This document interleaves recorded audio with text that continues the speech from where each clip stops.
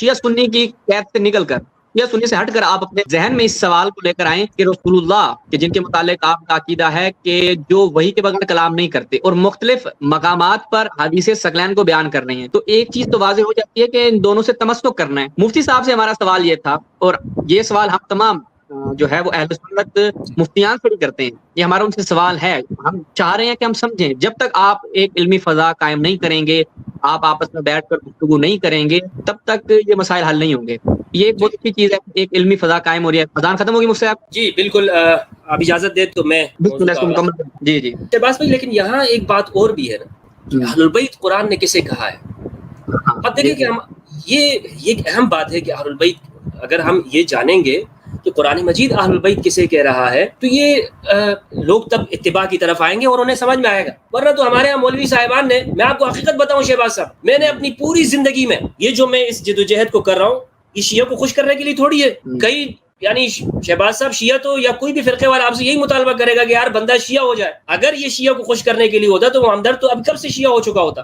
کب سے شیعہ ہو چکا۔ لیکن یہ اہل البیت علیہ السلام کے ان حقوق کو بیان کرنا ہے جن سے ہمیں چھپایا گیا ہمیشہ۔ یعنی میں نے اپنی پوری جو تعلیمی زندگی ہے یا وہ زندگی کہ جو ہمارے عام سنی معاشرے میں وقت گزارتا ہے، آپ کسی بھی ایک سنی کو قسم دے کے پوچھ لیں، اس سے کہے کہ یار میرے بھائی سارا اختلاف میرا تجھ سے ختم ہے، صرف ایک بات مجھے بتا دے کہ ہمیشہ آپ کی مسجد کے اندر جمعے کے خطبے میں یہ حدیث بیان ہوتی ہے، ترکت فیکم ما ان تمسکتم بہما لن تضلوا بعدی ابدا کتاب اللہ و سنتی، تم میں دو چیزیں چھوڑ کے جا رہا ہوں، تم کبھی بھی گمراہ نہیں ہوگے جب تک تمہیں انہیں مضبوطی سے تھام کے رکھو گے، ایک کتاب اللہ اور دوسری میری سنت ہے۔ اس سے پوچھو کہ یہ بتاؤ کہ یہ جو حدیث ہے اس کا کیا حکم ہے، اور یہ بیان ہوتی ہے ہمیشہ تمہاری خطبوں کے اندر، لیکن میں یہ نہیں دیکھتا ہوں کہ یہ حدیث تم میں دو چیزیں چھوڑ کے جا رہا ہوں کبھی گمراہ نہیں ہوگے، اللہ کی کتاب اور اہل بیت، اس کو بیان کیوں نہیں کرتے ہو؟ وہ آپ سے پتہ ہے کیا کہے گا؟ وہ آپ کو کہے گا کتاب اللہ و سنتی یہ حدیث متواتر ہے، اور حدیث متواتر قرآن کی آیت کی طرح ہوتی ہے، لہٰذا یہ صحیح حدیث ہے، یہ ایسی حدیث ہے، اس کا انکار کرنا یوں ہے وغیرہ ہے وغیرہ، اور ہر جمعے کے خطبے میں اسے بیان ہوتا ہے۔ میں یہ کہتا ہوں کہ آپ بیان کریں، کتاب اللہ اور سنت بالکل قابل اتباع ہے، پر ایمان ہے سنت کے اوپر بھی کتاب اللہ کے اوپر بھی، لیکن معیار آپ کا کیا ہے کہ آپ کہتے ہو کہ حدیث صحیح حدیث ہم لیتے ہیں۔ خدا کے بندو، آپ صحیح حدیث لیتے ہو؟ کتاب اللہ و سنتی، اگر تم اس حدیث کو لیتے ہو 1400 سالوں سے، بنو عباس کے زمانے سے لے کر آج تک تم اپنے خطبوں میں مسجد کے اندر حدیث کتاب اللہ اور سنت بیان کرتے ہو، قسم دے دو ان کو اور کلما کی طلاق دے دو ان کو کہ تمہارے اوپر تمہاری بیویاں طلاق ہو جائے، لے لیں ان سے قسم کلما کی طلاق، کہ جب جب بھی تم نکاح کرو گے وہ طلاق ہو جائے گی۔ ایک دفعہ بھی تم نے اپنی مسجد میں یہ بیان کیا ہو کہ جو حدیث متواتر ہے کتاب اللہ و عترتی، ایک مسجد مجھے بتا دیں۔ یہ میرا ان کو، یعنی میں نے اپنی زندگی میں، اگر کوئی کہہ دے کہ بھائی وہ اپنی الگ سی مسجد بنا کے کسی پرنٹ میں بنا کے بیٹھ جائے اور وہ کہے کہ جی میں آج اپنی مسجد سے حدیث ثقلین پڑھ کے، ہمارے ہاں جو عمومی جو رویہ ہے اس کا۔ اب اس حدیث کو آپ دیکھ لیں کتاب اللہ و سنتی، سید صاحب یہ جو کتاب اللہ و سنتی کی روایت ہے، ہمارے ہاں محدثین نے، یعنی امام مالک نے سب سے پہلے اس کو روایت کیا اور اس کی کوئی سند نہیں ہے۔ امام مالک کہتے ہیں بلغنی، مجھے یہ بات پہنچی ہے، یہ بات پہنچی ہے، کیا بات پہنچی ہے؟ کہ حضور نے فرمایا دو چیزیں چھوڑ کے جا رہا ہوں، کتاب اللہ اور سنت رسول، سند نہیں ہے۔ امام مالک اس کی کوئی سند ذکر نہیں کرتے، اور اس روایت کو ہمارے ہاں اہل سنت کے اندر ہر مسجد میں بیان کیا جاتا ہے۔ اچھا، معیار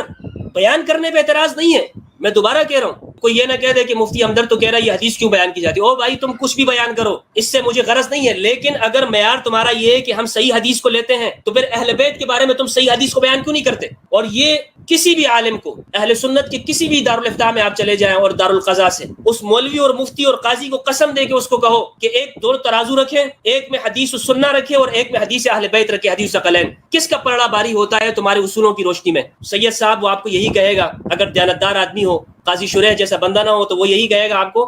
کہ حدیث الثقلین یہ متواتر ہے، اس کا پلڑا باری ہے، اگرچہ وہ اس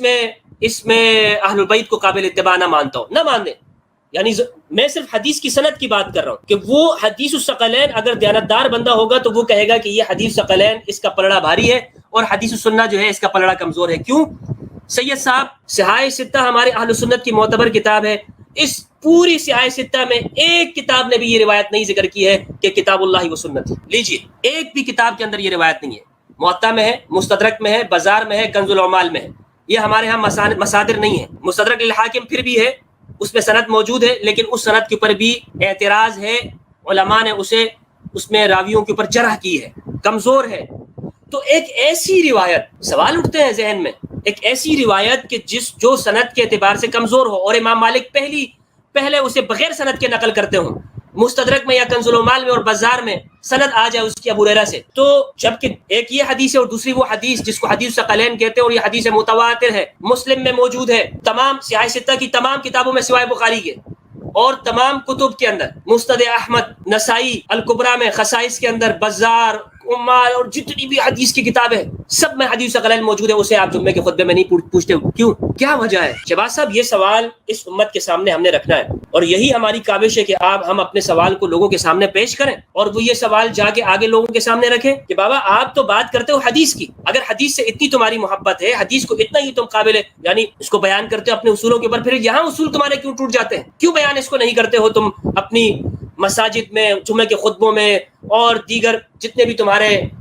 مذہبی فنکشنز ہوتے ہیں، کیوں سے بیان نہیں کرتے اہل البیت علیہ السلام کے بارے میں؟ تو اس لیے اب ضروری ہے کہ اہل البیت علیہ السلام کا یہ جو موضوع ہے اس میں ہم یہ جانیں کہ اہل البیت کون ہے۔ میں قرآن مجید کی آیت آپ کے سامنے رکھنا چاہوں گا کہ جس میں عموماً ہمارے ہاں گفتگو کی جاتی ہے اور اہل البیت کا لفظ یہاں پہ استعمال ہے۔ سورۃ الاحزاب کی آیت نمبر 33، یہ انتہائی اہم یہاں پر گفتگو ہے۔ اس جگہ پہ میں اپنے ناظرین سے چاہوں گا کہ وہ توجہ کے ساتھ اس مقام کو یہاں پہ دیکھیں۔ اچھا اس کو زوم کر دوں میں مزید؟ اعوذ باللہ من الشیطان الرجیم، بسم اللہ الرحمن الرحیم۔ احزاب کی 33 کی 33 ہے یہ۔ وقرن فی بیوتکن ولا تبرجن تبرج الجاہلیۃ الاولی واقمن الصلاۃ وآتین الزکاۃ واطعن اللہ ورسولہ انما یرید اللہ لیذھب عنکم الرجس اہل البیت ویطہرکم تطہیرا۔ بے شک اللہ ہی ارادہ کرتے ہیں، یعنی اللہ کا حکم ہے، ارادہ بمانا ہے اللہ کا حکم یا اللہ، کیونکہ اللہ یعنی ارادہ یہ اردو والا نہیں ہے جس میں ہم لوگ سمجھتے ہیں ارادہ میں نے ارادہ کر لیا، تبلیغی جماعت جس طرح استعمال کرتے ہیں ہمارے یہاں۔ یہ ارادہ ہمارا حکم ہے کہ اللہ نے یہ فیصلہ کیا ہے لیذھب عنکم الرجس، دور کر دے آپ سے ہر طرح کی کمزوری اور کمیوں کو، اہل البیت اے گھر والوں، ویطہرکم تطہیرا، اور تمہیں خوب پاک و پاکیزہ کر دے، تمہیں خوب پاک و پاکیزہ کر دے۔ آیت کو اس میں کئی گفتگو ہے اور سوالات یہاں پہ پیدا ہوتے ہیں کہ اہل البیت کون ہے۔ ایک طبقہ ہے وہ کہتا ہے کہ اہل البیت قرآن مجید نے وہ صرف ازواج مطہرات کو کہا ہے رضوان اللہ علیہن، جیسے غامدی صاحب کہتے ہیں۔ ہاں یہ ابن حزم کا اصل میں قول ہے، ابن حزم کا۔ غامدی کے پاس اپنا کچھ بھی نہیں ہے، بیچارے گئے یتیم آدمی ہے۔ تو اور یہ آپ کو معلوم ہونا چاہیے اور غالباً آپ کے علم میں ہوگا کہ ابن حزم کا موقف ہے کہ اس امت میں سب سے افضل سیدہ عائشہ رضی اللہ عنہا ہے، سب سے افضل وہ ان کو مانتے ہیں۔ ہاں وہ آپ الملل والنحل ان کی پڑھ لیں تو وہ ان کے اس طرح کی باتیں ہیں، اور اہل سنت کے اس میں نہیں آتے ابن حزم، یعنی کوئی قابل اس طرح اعتبار، بہت سارے ان کے تفردات ہیں۔ تو یہ آیت ہے، اس میں وہ کہتے ہیں کہ بعض لوگ کہتے ہیں صرف ازواج مطہرات، بعض کہتے ہیں کہ ازواج مطہرات بالکل مراد نہیں ہے، بعض یہ کہتے ہیں کہ دونوں مراد ہیں۔ اب میں آپ کو بتاتا ہوں اصل حقیقت یہاں پہ میری جو فہم ہے، یعنی قرآن مجید، اور میں اس کو بغیر روایات کے بیان نہیں کروں گا، میں دیانتداری کے ساتھ صحیح قول کو انشاءاللہ آج عوام کے سامنے رکھوں گا کہ اس میں ہم نے سمجھنا کیسے۔ لیکن بعض یہ کہتے ہیں، وہ لوگ جو کہتے ہیں اس میں ازواج مطہرات مراد ہیں، تو وہ کہتے ہیں سیاق و سباق دیکھیے، آپ سیاق و سباق دیکھیں، سب حکم یہ ہو رہا ہے ازواج مطہرات سے ہو رہا ہے کہ آپ گھر میں ٹھہریں، آپ گھر سے باہر نہ نکلے، اور آپ یعنی قرن کا صیغہ ہے، نون جمع مؤنث مخاطب کا صیغہ ہے، ٹھیک ہے، کننا تبرجنا پیچھے ساری اگر آپ دیکھیں تو جمع مؤنث مخاطب کا ہے۔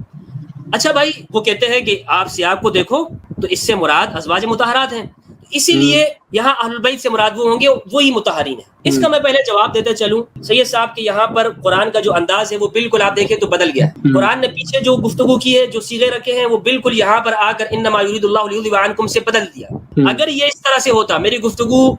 غور سے سنی جائے، انما یرید اللہ لیذھب عنکن الرجس اہل البیت ویطہرکم تطہیرا، دیکھیں مخاطب کی صیغے ہے نا عربی میں، کا کماکم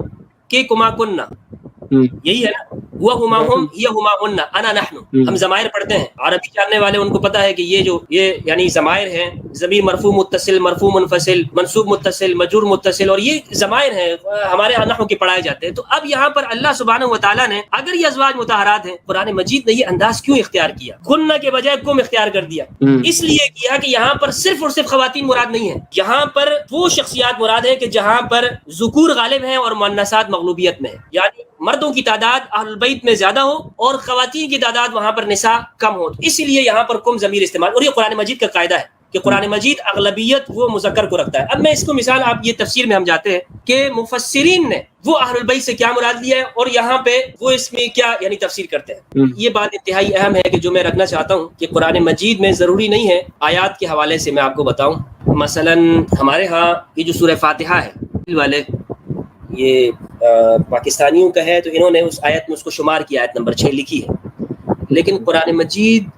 میں قرآن ایسا نکالتا ہوں، آن لائن قرآن ہو، کون سا قرآن نکال رہے ہیں؟ نہیں نکالنے سے مراد یہ ہے کہ شو کرتا ہوں۔ ہاں میں نے کوئی 40 پاروں والا قرآن آپ نے یاد کیا ہے ہمارے حوالے۔ اچھا ابھی یہ انٹرنیٹ پہ مجھے کوئی مل نہیں رہا ہے کوئی خاص،